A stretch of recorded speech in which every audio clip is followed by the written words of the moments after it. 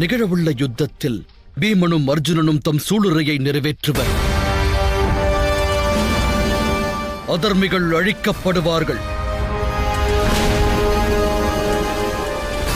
தர்மமானது வெற்றி பெறும். எனில் மடியவிருப்பது யார் கோவிந்தரே?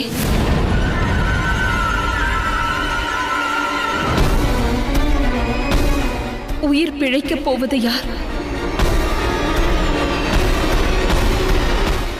விளைவை யார் அறிவார்கள்? தாம் அறிவீர்கள். விளக்கம் தாருங்கள்.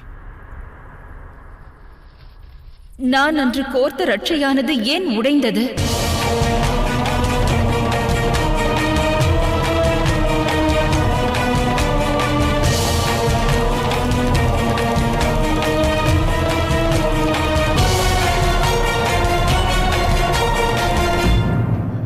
அபிமன்யு யுக மாற்றத்தின் காரணமாய் அமைவான் என்றீர்கள்.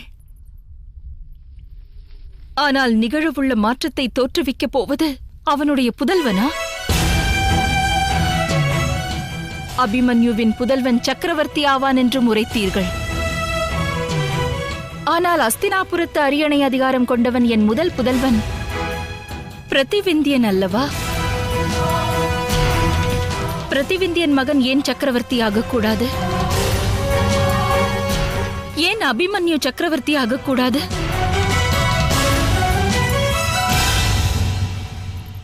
தமது வார்த்தைகளில் உள்ளார்ந்த அர்த்தம் ஏதோ உள்ளது.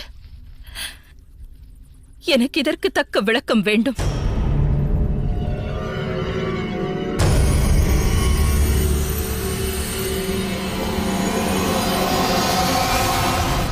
எதிர்காலத்தின் வேதனை நிகழ்கால சுகத்தினை பறித்துவிடும் சகி. நிகழ்கால சுகத்தினால் எதிர்காலத்தின் வேதனையையும் போக்க இயலாது. நடக்கவிருப்பதை அறிய முயற்சிக்காதே. அதனால் எப்பலனும் விளையாது. நிகழ்வதை ஏற்க தைரியம் கொள். இறை வழியில் செல். இறைவனுடைய திருவுள்ளம் எதுவோ அதுபடியே அனைத்தும் நிகழும்.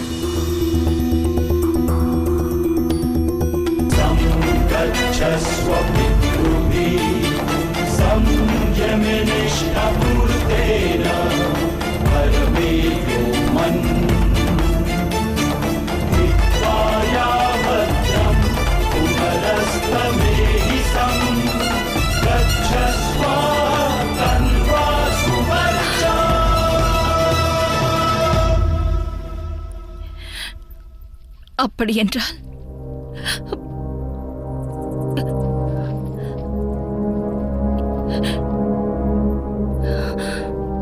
எனது அபிமன்யு போரில் மடிவானா?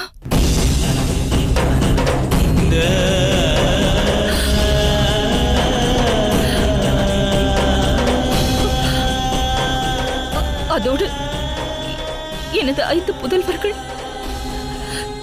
கோவிந்தா, போரில் அவர்களும்